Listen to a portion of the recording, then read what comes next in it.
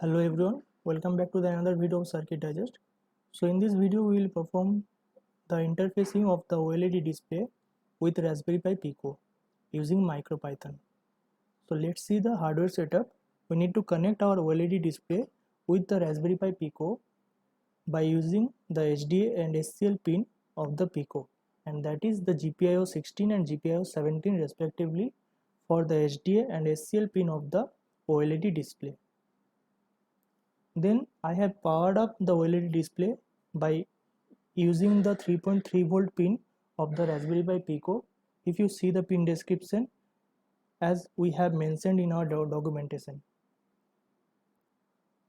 So let's see the coding part. So in the coding section we need an image byte array. So we need to convert our image into bitmap array. So to convert this, let's discuss first how to convert the image into a bitmap array. So I have written a program in Python. I am assuming that you have already installed a Python environment in your laptop. So you can run this program file, that is image to bmp.py, and you can find this file on our GitHub link that I have mentioned in the description below.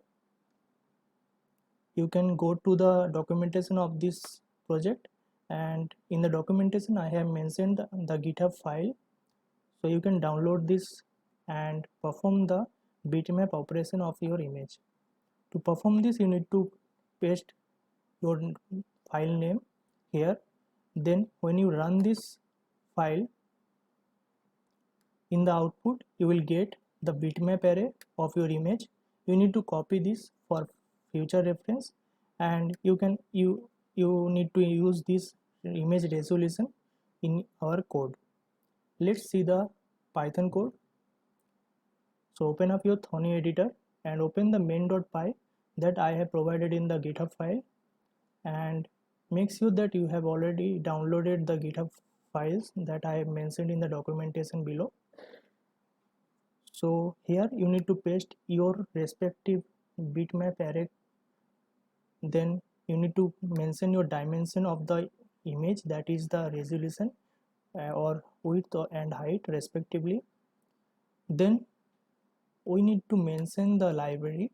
I have used the machine library to get the inbuilt I2C functions and pin, and then I used the SHD1306 library for the OLED display module. Then I have configured the I2C communication and initiate it for the OLED display by mentioning the SCL pin and HDA pin of the Raspberry Pi Pico, and then I have mentioned the frequency of the I2C communication, and I mentioned the I2C channel mode. In Raspberry Pi Pico we have two channel mode, that is the 0 and 1. So I am using the pins that are connected to the 0 I2C, so I mentioned the 0 here.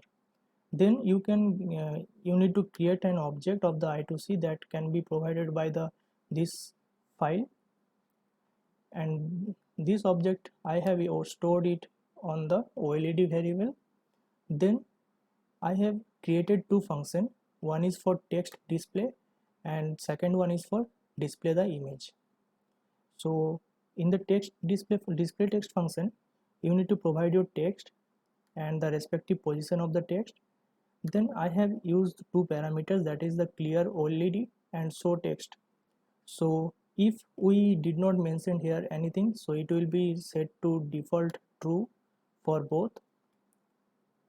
So the clear LED is used to enable the clearing function of the OLED, and show text is used to enable the OLED to show the text what we are going to display.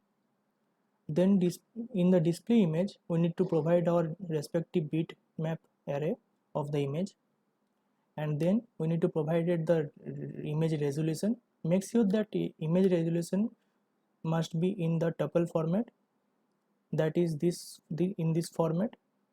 Okay, then we need to provide the position, and then the clear OLED and show image has been set to by default values. We can change it for our reference needed. So then I used the byte array function to store the bitmap array into the image variable. Then I use this image variable to get the frame bits.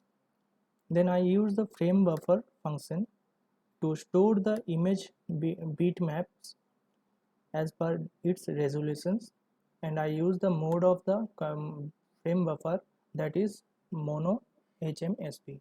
We have several modes like mono HLSB, mono VLSB and mono HMSB. You need to follow the graphics display graphics to refer the display on the OLED. Then I use the clear OLED again as we used the clear LED in the text display text function. Then I use the scrolling test on OLED. This is this for loop will scroll the text. Then under the while loop you will find two for loop, and both are using to display the image and text with scrolling manner, and the scroll will be horizontally, just like you have seen in the starting of the video. So let's see the output of the video. So to run the program on your Raspberry Pi Pico, you need to press Ctrl Shift S, but make sure that you have already connected your Raspberry Pi Pico with the laptop by using USB port. So I have connected my Pico. Now I am pressing the Ctrl Shift S. So when you press the Ctrl Shift S, make sure that you press this stop button if you started your code before. Okay, so I have started my code before, so I press the stop button.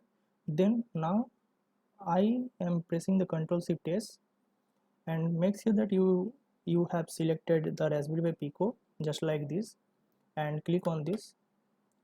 So now you need to save your main.py here.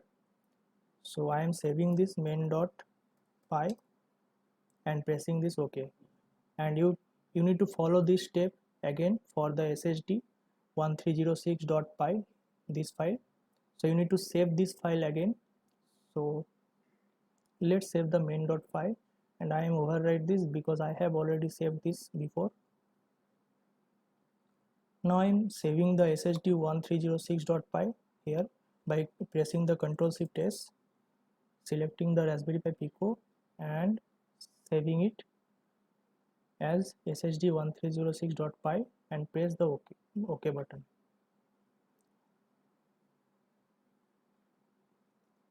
So when you press this OK button, both of the two files will be stored on your Raspberry Pi Pico. For whenever you start the Raspberry Pi Pico or power up the Raspberry Pi Pico, it will run your program, that is the main.py. Okay, so now run the program. So let's run the program and let's see the output. So I am running the program again for you.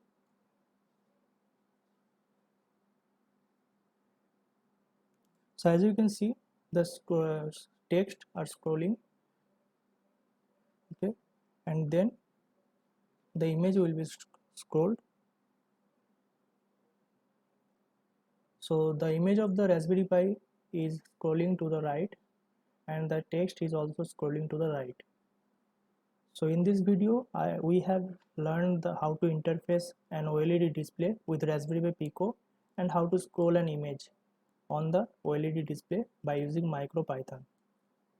Thank you so much for watching this video. You can follow the documentation of this project, and the link has been provided in the description below.